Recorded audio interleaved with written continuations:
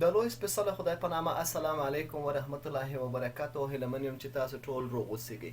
دوستانو په دې درس کې موږ او تاسو پر یو مهم موضوع باندې خبرې کوو.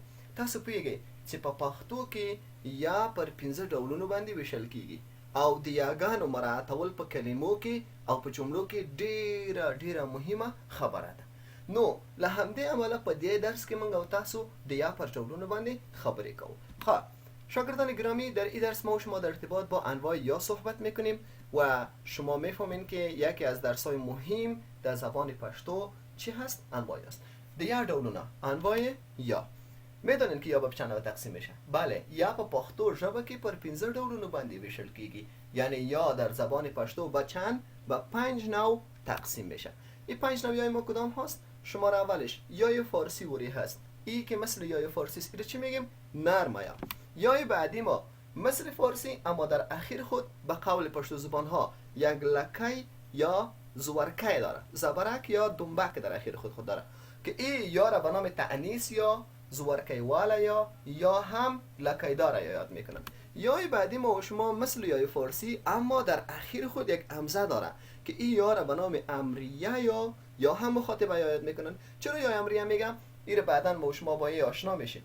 یا امریه به خاطر میگه که در آخر فعل های امر برای جمع استفاده میشه و یا مخاطبه به خاطر میگه که این فعل برای کی صرف میکنه؟ برای جمع مخاطب ما. شما قبلا خواندین دیگه، اگه جمله ما با تاسی که جمع مخاطب شروع شوه آخرش باید یا چی بیه؟ امریه یا بیه. یا بعدی ما که مثل یا فارسی اما دو نقطه در زیر خود پهلو به پهلو داره، این به نام سرگند یاد میکنن. یا سرگند یعنی یا واضح یا آشکار. و یا بعدی ما که مثل یای فارسی اما دو نقطه زیر به زیر در زیر خود داره، این را به نام اوگده یاد میکنن یا یای دراز. خب یاها را نامهایش یاد گرفتیم، اشکالش هم شناختیم. حالا بیایم روی سی گپ بزنیم که چگونه تلفظ میشن. یگانو د تلفظ لارخه یاها از لحاظ تلفظ بسیار ساده است. البته در کنار از اینکه ساده هست یاد گرفتن تلفظ یاها، مراعات کردنش در کلمه ها خیلی مهم است. د کار د سادگی لپاره د یا ټول ډولونه پر دوه ډولو باندې ویشو.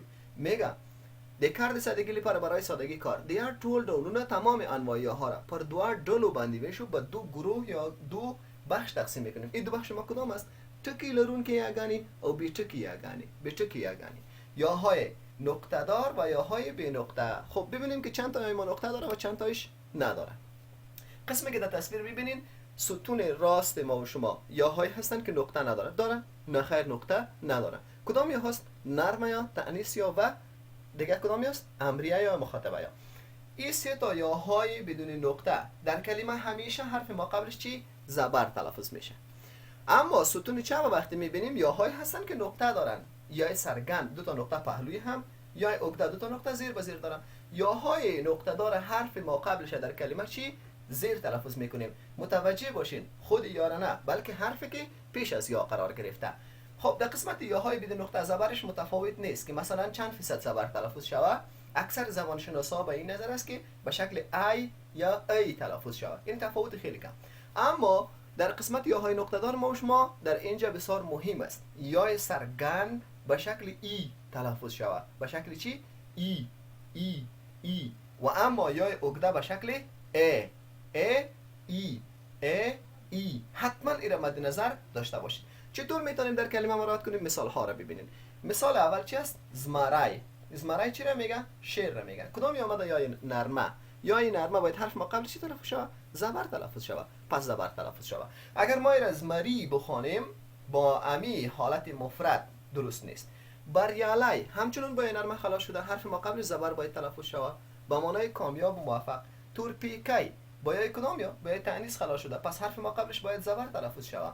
مثال بعدی ما برای یای عقده است. اده به شکل اده ای. اده چی را میگه؟ مادر را میگه. مثال بعدی ما نوی عروس که به شکل ای نشوه، ادی نوی با این ترتیب تلفظ نمیشه، به شکل ای اده نوی. و مثال بعدی ما بر سرگند است ترزی. مثال بعدی همچنان احمدی، ترزی احمدی، اده نوی. تفاوتش شما شاید در تلفظ متوجه شده باشید. شاگردان عزیز، یاها را یاد گرفتیم. و حتما بعد از در قسمت خوانش ما وقتی جملات را میخوانیم، متنها را میخوانیم، انواع یاها را باید چی کنیم؟ دقت کنیم که از پیش ما اشتباه نشه. چرا؟ اگر از پیش ما اشتباه شوه مؤنث مذکر میشه، مذکر مؤنث میشه، جمع تبدیل به مفرد میشه و مفرد تبدیل به جمع. بنابراین به خاطر از اینکه اینمی مشکلات پیش نیاید ماها باید کوشش کنیم که یاها را دقیق تلفظ کنیم و موارد استفادهش باز بعداً برای شما انشالله گفته میشه. درس زمونږ او ستاسو نننی درس همدلته پای ته ورسېده. هیله من چې درس ستاسو از زده سوي وي. تر بله جلسه پورې د خدای په امان الله مو مل شه، ښاد او کامیاب اوسئ.